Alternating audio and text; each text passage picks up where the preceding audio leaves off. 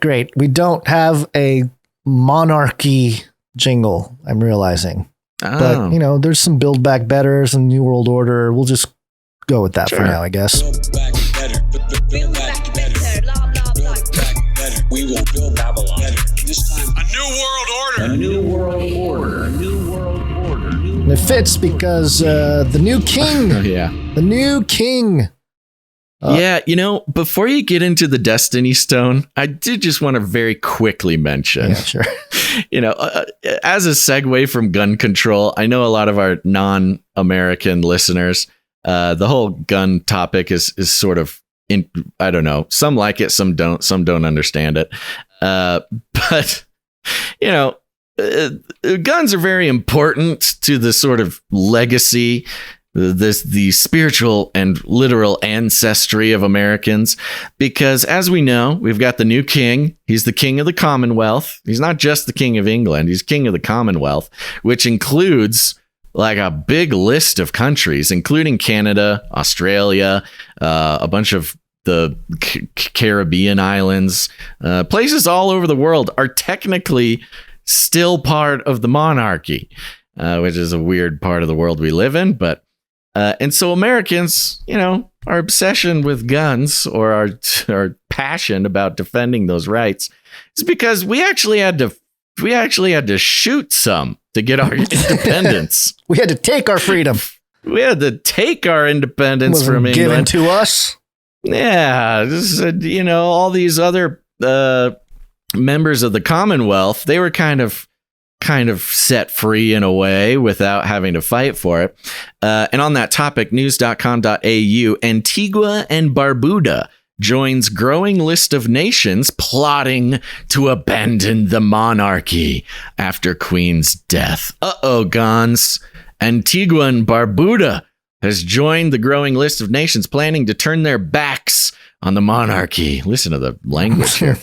In the wake of Queen Elizabeth's death after 70 years on the throne, immediately after confirming King Charles III as the king of Antigua and Barbuda over the weekend, Prime Minister Gaston Brown told ITV News a referendum would be held within 3 years to determine whether the Caribbean nation would become a republic. Quote, "This is a matter that has to be taken to a referendum for the people to decide," he said. Quote, "This is not an act of hostility or any difference between Antigua and Barbuda and the monarchy."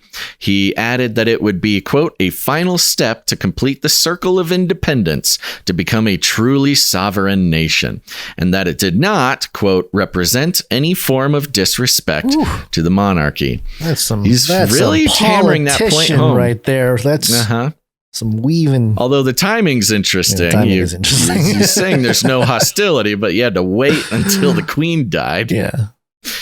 However, it is far from an isolated case, with a string of countries now poised to abandon King Charles. And it goes on and some other things. But you know, it's a different world. These countries can kind of just hold a vote to leave the Commonwealth. You know what? 200 years ago, we could not just hold a vote, Gons. We had to pick up arms. Jamaica on the list too, are coming. Planning to transition. Yeah, I think I thought they were one of the ones that already did, but maybe. Yeah, you know, it's funny.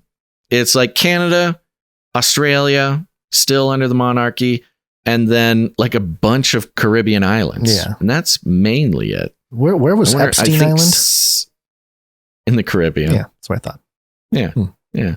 Little St. John or whatever it is. Yeah.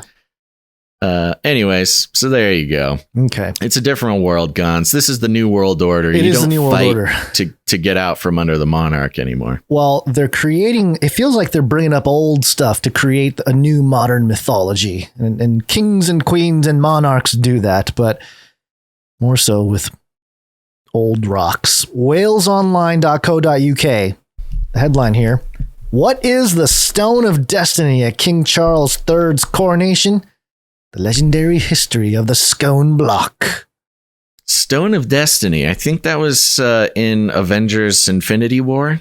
Yeah, there's all kinds of destiny. Little Avengers joke there for you. It's a good one. Yeah, okay. It went over my head. Yeah. The coronation of King Charles III will, like that of his mother Queen Elizabeth II 70 years ago, feature a historic block of stone with immense symbolic significance, especially to Scotland. So much so, it was once stolen from Westminster Cathedral by University of Glasgow students who were determined it should be returned to Scotland.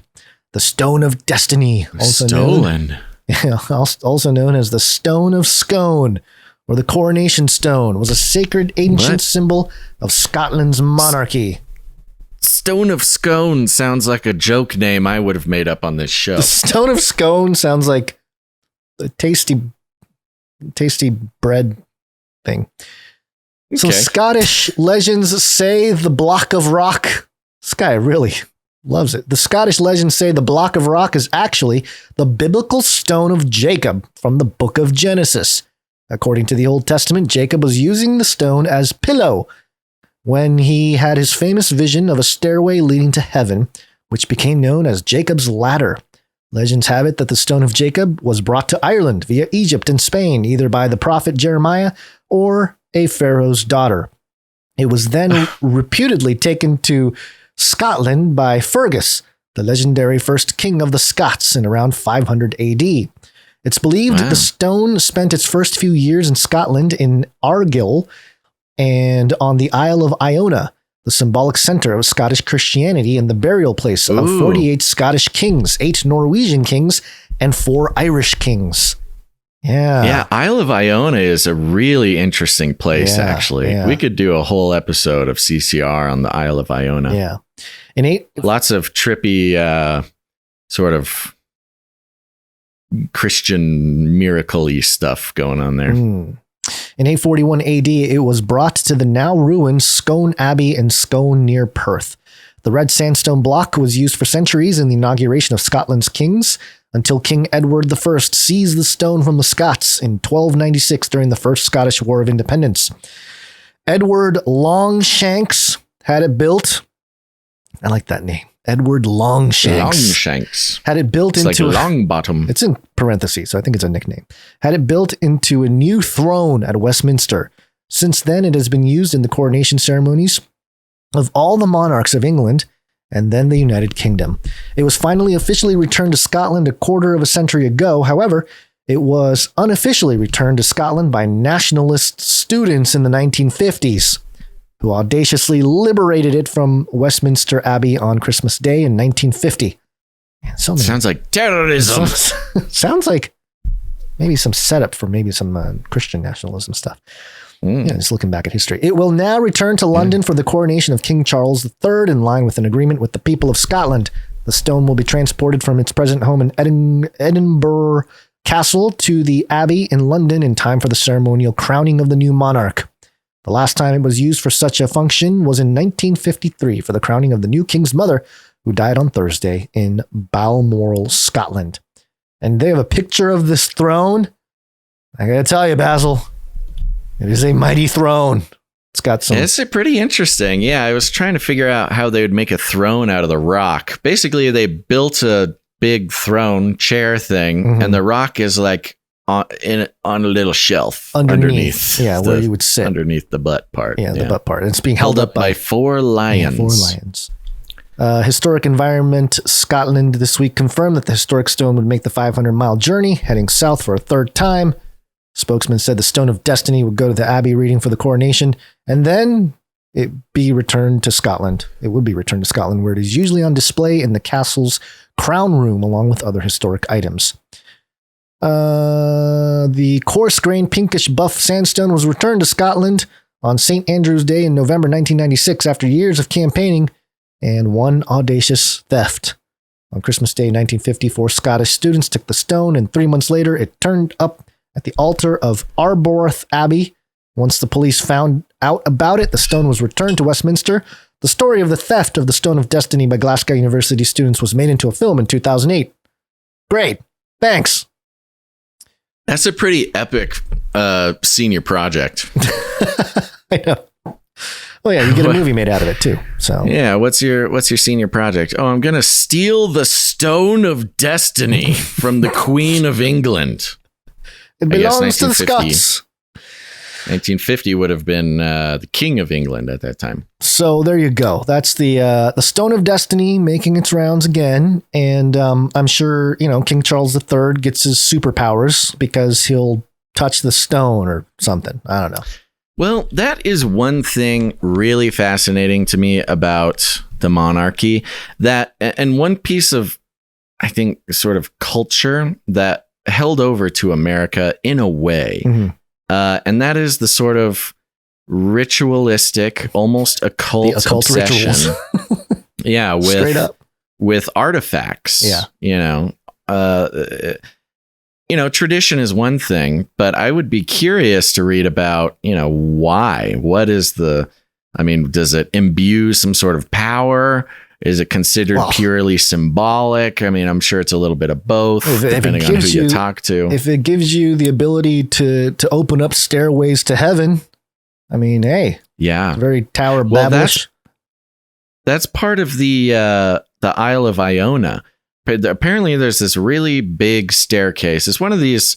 Did you watch I believe it was The Last Jedi, Star Wars: The Last Jedi? Yes. Oh, I know what you're talking about. Luke Skywalker is in exile or something, is hiding on that weird island. Mm-hmm. They filmed that on the Isle of Iona. So that is the island. And apparently a lot of Christians believe it's a very holy place. And there's some stories of, I forget who it is, some saint was at that island Saint Luke? Basically had, I'm sorry? Saint Luke? Saint Luke. Yeah, who knows? Apparently that island is like a sacred spot where there was like a Jacob's ladder type of thing that went on with some medieval saint or something. And a lot of people think that, there is like a Jacob's ladder thing there. You can go up and down. Interesting. And that's why which gave the fact that Luke Skywalker, the Last Jedi, sort of exiling himself there. The Last Jedi, the movie, it was more than any other film. It endeavored to sort of explain Jedi-ness as its religion, rather than just sort of like space wizards. Right. So they really hammered home this thing where Luke went to this sort of holy site and was hiding out there. That's where the last books of the Jedi are. I'm trying to find a way to tie that into something, and I cannot do it. But if you watch that movie, that's the Isle of Iona. Very interesting place.